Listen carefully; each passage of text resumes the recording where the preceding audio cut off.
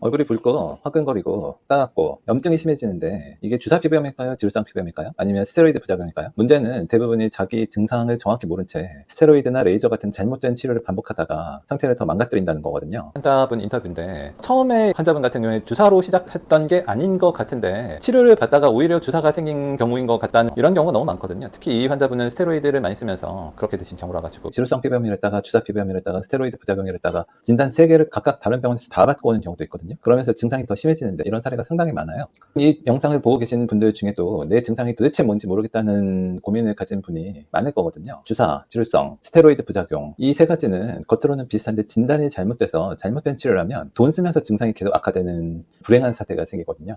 오늘 영상을 끝까지 보시면은 이 영상에서 이 세 질환을 구별하는 방법을 확실하게 알려드리겠습니다. 그리고 지루성 피부염이 뭔지 정확하게 알면은 오진을 피할 수가 있겠죠. 지루성 피부염은 진짜 오진이 많습니다. 우리나라에서는 특히. 그리고 피부과에서는 뭐 몰라서 그렇게 하는 거는 아닌 것 같은데 이제 또 워낙 일반적인 피부과 진료 시간이 짧잖아요. 보통 1분 이내 한 30초 정도 쓱 보고 지루기가 있는 것 같네요 하는 경우가 대부분이기 때문에 그래서 지루성 피부염을 조금 자세히 설명드리면은 붉은 홍반이 있으면서 좀 약간 붉은 반이 있죠. 그리고 이제 기름진 황색 인설 각질입니다. 이런 게 있어야죠. 그리고 경미하게 뭐 가려울 수도 있고 안 가려울 수도 있고 그래서 악화인자는 겨울, 스트레스 그리고 술 먹으면 악화되는 겁니다. 지금은 이 증상은 이 서울대학교 의학정보 갖고 왔습니다. 그래서 홍반 위에 발생한 건성 혹은 기름기가 있는 노란 비늘이 특징이라는 겁니다. 딱 이런 증상이죠. 그리고 뺨, 코, 이마에 이런 구진성으로 생길 수가 있죠. 그리고 증상이 특히 이런 눈썹 같은 좀 특징적인 부위에 이런 기름기가 있는 노란 각질 같은 이제 비늘 같은 딱지 같은 게 좀 있어야지 이런 걸 지루성 피부염이라고 할 수 있는 겁니다. 치료 자체는 잘 됩니다. 저희 병원 치료 사례고요. 주사에 대해서 좀 설명을 드리면은 주사의 정의 이것도 서울대학교 의학정보 그대로 가져온 겁니다. 코와 뺨 등 얼굴의 중간 부위에 발생하는데 붉어진 얼굴과 혈관 확장이 주 증상이라는 거죠. 그래서 좀 얼굴, 코와 뺨 같은 이제 얼굴의 중간 부위에 붉어진 혈관이 확장된 증상을 주사라고 하는 겁니다. 성인 같은 경우에 한 5%, 1에서 한 10% 정도 사이에 주사가 좀 생기고 이제 온도 변화나 술, 매운 음식 이런 걸로 악화가 되기 때문에 이런 것들은 피해야죠. 그리고 이제 여드름이나 지루성 피부염하고 구별을 잘 해야 됩니다. 좀 전에 지루성 피부염 말씀드렸지만 이런 노란 인설 이런 게 있으면은 지루성 피부염이고 이런 게 없잖아요. 이런 거는 원인을 잘 모르겠는데 이런 증상이다 이러면은 주사라고 할 수는 있는 겁니다. 근데 사실 이런 노란 인설 같은 것도 없는데 지루성 피부염이라고 하는 경우가 많거든요. 그것도 20, 30대 여성한테 20, 30대 여성이 일단 지루성 피부염이 매우 드물고 이런 인설이 없으면은 함부로 지루성 피부염이라고 하는 게 그다지 맞는 진단일 가능성이 적습니다. 특히 두피에 아무 증상도 없고 하다면은. 그래서 주사도 원래 일반적으로 치료가 어려운데 혈관 확장을 포커싱을 잘 해서 치료하면 그렇게 치료가 안 되진 않습니다. 뭐 저희 병원 같은 경우에는 뭐 이제 치료 기간은 지루성 피부염보다는 조금 더 오래 걸리지만 치료 자체는 뭐 잘 된다고 보셔도 됩니다. 그리고 이제 아토피 같은 경우에는 딱 진단 기준이 있어요. 이거는 거의 세계 공통으로 우리나라 그 피부과학회 진단 기준인데 주 진단 기준 중에서 2개는 만족해야죠. 기본적으로 가렵고 특징적인 피부염 양상이 있거든요. 아토피 같은 경우에는 딱 봤을 때 아토피한 페이스라는 그런 양상이 있어요. 그리고 이제 2세 이상의 환자를 저희는 주로 보니까 얼굴, 목, 타지 안쪽에 접힌 부위의 습진 이런 게 있으면은 지루성 피부염에 가깝죠. 좀 전에 말씀드린 주사나 이런 지루성 피부염 같은 경우에는 접히는 부위의 습진이 없어요. 불측부 습진이라고 하는데 요거 하나만으로도 사실 아토피랑 지루성 피부염이랑 구분이 쉽게 되죠. 그래서 아토피 같은 경우에는 그나마 오진이 없는 편입니다. 아토피는 진단이 쉽죠, 상대적으로. 그리고 이제 만성 재발성으로 습진이 좀 생기고 가려움이 좀 심하죠. 그리고 동반 질환으로 해서 천식이나 알레르기 비염 같은 알러지성 질환이 같이 동반이 됩니다. 이런 거를 아토픽 마취라고 하는데 아토피 행진이라고 하죠. 아토피도 치료를 하면은 다 됩니다. 이 아토피 효과적인 천연물 한약 이런 게 있거든요. 보고도 다 돼 있고 치료 기간은 정말 짧으면 한 3에서 짧다 싶으면 한 6개월 길면은 뭐 2년도 넘게 끌 수도 있죠. 아토피가 좀 그렇습니다. 이제 스테로이드 부작용 같은 경우에는 논문을 많이 봐도 정확한 발생률이 좀 불명이에요. 이게 스테로이드가 워낙 많이 쓰이다 보니까. 근데 이제 스테로이드 중단한 직후의 자결감이나 전신 홍반 그리고 과각질 박리 이런 증상이 생기죠. 딱 이렇게 얼굴이 좀 기형적으로 빨갛죠. 이분 같은 경우에는. 물론 치료는 굉장히 잘 되는데 이 환자분 같은 경우에도 이제 대학병원에서도 컨트롤이 안 돼서 지방 국립대 병원에서 컨트롤이 안 돼서 내원하신 경우죠. 치료 자체는 뭐 잘 됐습니다. 이런 스테로이드 부작용 같은 경우는 증상이 상대적으로 초기에 많이 심해도 치료만 집중적으로 잘 하면은 상당히 빨리 많이 좋아질 수 있습니다. 그래서 피부가 위축이 되고 모세혈관이 확장이 되고 이 스테로이드성 얼굴이 빨간 증상 주사라고 하죠. 스테로이드성 주사 혹은 스테로이드성 여드름 이런 것들이 같이 생기죠. 그래서 기저질환이 재발한 거랑 이제 스테로이드를 쓰는 원인이 있잖아요. 뭐 주사든 지루성 피부염이든 뭐 여드름이든 아토피든 이런 거를 그러니까 스테로이드를 계속 쓰는데 이 스테로이드를 끊었을 때 기저질환이 재발을 하는 건가 아니면은 스테로이드 부작용인가 이런 것들을 좀 잘 판단을 해줘야죠. 그리고 접촉성 피부염 같은 거 잘 감별해줘야 되고 그리고 드물게 이 스테로이드 연고 쓰고 오히려 피부 뒤집어졌다고 하시는 분들이 있는데 그건 이거는 스테로이드 성분 자체에 대한 반응이라기보다는 이 스테로이드 연고도 이제 약제화를 시키는 중에 들어가는 이런 용제 같은 게 있거든요. 이제 약을 녹이는 뭐 이제 글리세린이랑 이런 것들을 좀 약을 섞게 만드는 그런 용제 같은 게 있는데 뭐 프로필렌 글리콜 같은 그런 물질에 반응을 하는 경우가 많습니다. 이런 분들 뭐 주사제를 쓰면은 보통 반응이 없는 경우가 많거든요. 그런 경우는 다 이제 연고에 들어가 있는 이런 부형제, 용제 이런 것들에 대한 반응인 경우가 많죠. 결론적으로 제가 좀 전에 말씀드린 이런 질환들은 가장 흔한 대표적인 피부과에 가게 되는 그런 질환들이거든요. 그리고 유병률이 총합이 거의 20%에 달해요. 그래서 스팟 유병률이라고 하는데 이런 증상들 다 합치면은 10명 중에 2명은 이런 증상이 있다는 겁니다. 근데 아토피를 빼고는 그 진단이 좀 확실하지 않은 경우가 많아요. 특히 뭐 피부과에서는 뭐 대충 째게 보고 어차피 약들을 스테로이드나 이런 엘리델 같은 면역 억제제를 주는 경우가 많기 때문에 약이 어차피 똑같다 보니까 진단을 뭐 자세하게 할 필요가 없는 거죠. 아토피든 주사든 지루성 피부염이든 어차피 처방이 똑같이 항생제, 스테로이드, 엘리델 이렇게 나가면은 뭐 진단을 자세하게 할 필요가 없잖아요. 어차피 대충 해도 약이 똑같으니까 그런 경우가 많고 일부 뭐 열대사 장애 운운하는 병원들 같은 경우에는 조금 바이어스가 있지 않나 그렇게 생각을 합니다. 잘못된 이런 진단에 대한 바이어스가 있는 거죠. 그래서 그런 경우가 많고 그래서 오진을 하게 되면은 일반적으로 뭐 엉뚱한 치료를 하게 되는 경우가 많죠. 뭐 레이저를 한다든가 불필요하게 아니면은 뭐 열대사 장애라고 하면서 좀 엉뚱한 피부랑 상관없는 약들을 준다든가 뭐 이런 경우가 많기 때문에 증상이 악화되는 경우도 있기 때문에 주의해야겠죠. 오늘 영상 보셨으면은 아토피나 지루성 피부염이나 주사나 내가 이게 무슨 증상이다라는 거에 대해서 어느 정도는 좀 감을 잡으실 수 있지 않을까 그렇게 생각을 합니다. 오늘 영상은 여기까지 하겠습니다. 고맙습니다.